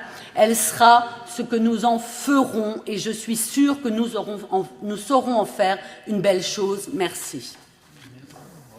Merci, Madame la Présidente. Je ne vais pas épiloguer sur la présence ou l'absence. Il peut manquer à certains et pas à d'autres. Ça ne nous empêche pas de débattre et c'est du libre arbitre de chacun, mais vous avez raison, parfois, quand on est élu, on assume ses fonctions et responsabilités. Moi, je voudrais, après cette journée consacrée à un projet de loi de décentralisation, en étant attentif que ce texte ne concerne pas que les parlementaires. Ils seront dans leur rôle lorsque le projet de loi viendra et au Sénat et à l'Assemblée pour en débattre, l'amender et le voter. Mais on ne peut pas dire, à certains moments dans la vie de notre pays, on veut des débats démocratiques qui mobilisent nos concitoyens, et parce qu'une collectivité intéressée dit « ce serait bien qu'on en parle et qu'on confronte nos points de vue », l'écarter. Non, non, non, non, mais je parle ici, au-delà, donc dans des considérations qui sont tant pour ici que pour ailleurs. Et je crois que personne n'a perdu son temps. Et j'ai observé une certaine satisfaction aux travaux de Denis Muset, à la présentation qui a été assez objective de Laurent Léon et qui nous permet d'ouvrir un débat qui va se poursuivre. Et je sais que Madame la ministre est intéressée de venir dans le département pour, avec tous les élus, à un moment donné, organiser un débat sur la décentralisation qu'il faudra, avec l'association des maires, qui serait intéressé, je pense, sur le sujet, pour que nous puissions, là aussi, poursuivre cette confrontation intellectuelle extrêmement riche et s'enrichir les uns des autres de notre confrontation. Moi, j'ai envie de dire, et ce que je vais dire, ça s'adresse autant à la droite qu'à la gauche. Sommes-nous condamnés irrémédiablement à dire l'inverse quand on est dans la majorité de ce qu'on était dans l'opposition, et vice-versa. Et de façon équilibrée, ça vaut pour tous. Et ça vaut pour tous. Et ça vaut pour tous. Je le dis, ça vaut pour tous. Pour vous comme pour nous. Parce que on voit bien que les postures politiques et politiciennes nous conduisent à cela.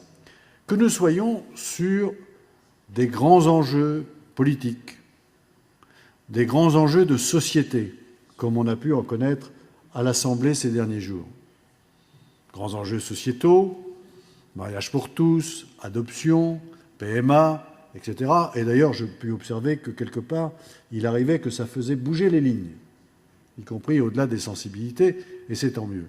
Mais quand on aborde un sujet comme la décentralisation, qui n'est pas un sujet que technique ou financier, qui était aussi un sujet politique au sens noble du terme, je crois que Charles Josselin a été acteur, plus que témoin, en 1981, et d'autres à cette époque-là.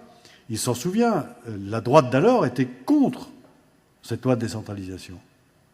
Pour s'apercevoir que, finalement, les années d'après, elle a su en profiter, et à juste titre, pour le bien de nos concitoyens, puisqu'il y avait des élus dans nos territoires qui n'étaient pas de la même majorité que ceux qui avaient voté la loi ailleurs. Et d'ailleurs, aujourd'hui, 30 ans après, on considère, à droite comme à gauche, que c'est un succès.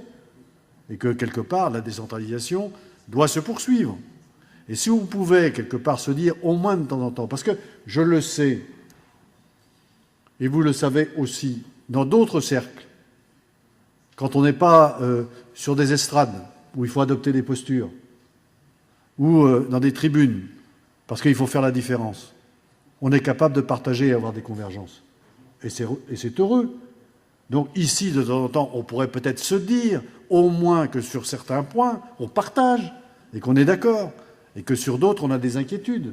Faut-il nécessairement, parce qu'on discute d'un projet, qu'on soit dans la différence? Quand c'est purement idéologique, et c'est tant mieux, il faut que cela soit vrai. Mais quand c'est autrement, moi, je trouve qu'il faut reconnaître qu'un certain nombre d'avancées, et moi je l'ai fait. Et aujourd'hui, d'ailleurs, vous ne prendrez pas au défaut, sur les 4,5 milliards d'euros, je ne me suis pas privé de dire ce que je pensais du choix de mes propres amis. Il y a notamment communiqués de presse qui en attestent. Bon. Mais je rappelle aussi, et d'ailleurs vous le reconnaîtrez avec moi, que Nicolas Sarkozy, en son temps président de la République, avait dit qu'il faudra faire des économies aux collectivités de 2 milliards d'euros chaque année. Il l'avait dit. Bon, donc je ne veux pas opposer les uns aux autres, mais sur la philosophie, on était dans la même approche. Après, c'est des questions de montant. Et d'ailleurs, au CFL, vous le savez, je vais vous le dire, j'y étais. Les plus durs à l'endroit du gouvernement, ça a été les élus de gauche. Ça n'a pas été les élus de droite sur l'annonce des 4,5 milliards d'euros. Et ça a été plutôt du style, on vous l'avait dit. Vous ne nous aviez pas entendu à l'époque. Et aujourd'hui, vous y êtes, face aux difficultés. Donc, je crois qu'il faut qu'on essaie de se dire... Et d'ailleurs, Laurent Léon, qui a été témoin de nos travaux d'aujourd'hui, il a assisté aux travaux d'une autre assemblée, c'était dans l'Aveyron. Il a dit, quelle différence entre les Côtes-d'Armor et l'Aveyron. Ici, les élus s'écoutent, se respectent, ici. Et ce n'est pas la foire d'empoigne. Donc, je veux dire, c'est quand même l'honneur et la fierté de notre assemblée départementale qu'il en soit ainsi. Et nous en sommes là, effectivement, extrêmement satisfaits les uns et les autres, même si il peut y avoir, sur certains points, eh bien, des questions. L'attente de réponses, et aussi, là aussi, sur un certain nombre de sujets, quelques différences.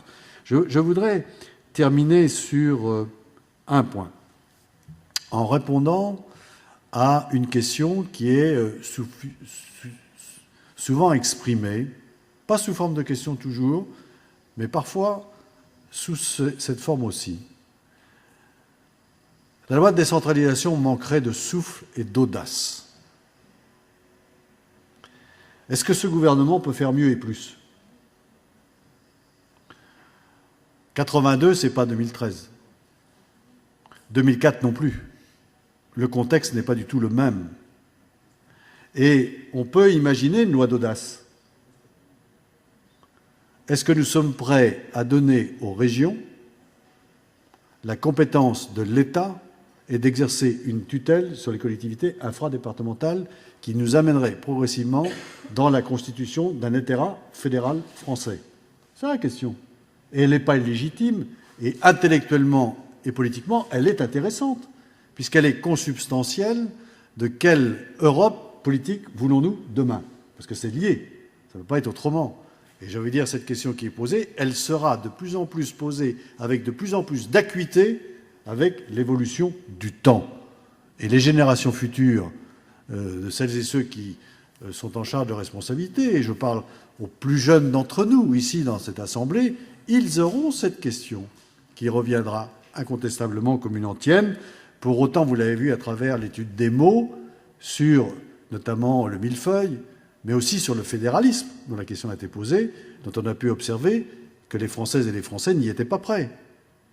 Moi, je pense qu'un jour, ça viendra, si le sens de l'histoire est celui-ci, et s'il n'y a pas d'autres aléas qui pourraient faire qu'il en soit autrement.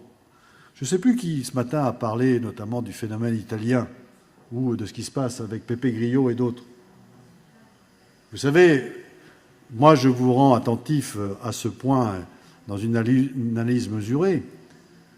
Dans une Italie qui connaîtrait une croissance de 5%, un chômage faible, est-ce que Pepe Grillo aurait fait, malgré son talent, 25% des voix? C'est le contexte de crise qui suscite ce genre d'aventure et qui trouve une résonance par rapport à la réalité de nos démocraties. Ça veut dire qu'il faut non pas l'accepter, mais aussi c'est essayer de comprendre avec une certaine rationalité ce qui se passe dans ces territoires. Et puis, l'audace au-delà de l'approche fédérale.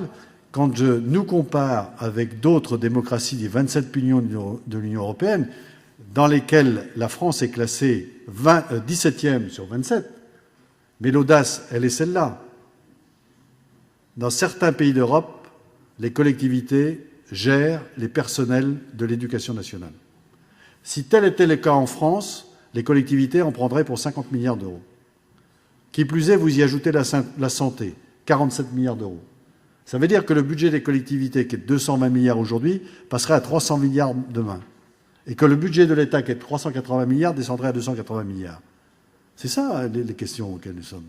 Et aujourd'hui, si on veut être véritablement en accord avec le temps présent, je pense qu'il ne fallait pas non plus penser que la loi de décentralisation soit au-delà de ce qu'elle peut être aujourd'hui, c'est-à-dire une loi de confortation, de clarification et de recherche d'efficacité pour répondre à la crise économique et sociale, y compris à la crise politique à laquelle nous sommes aujourd'hui confrontés.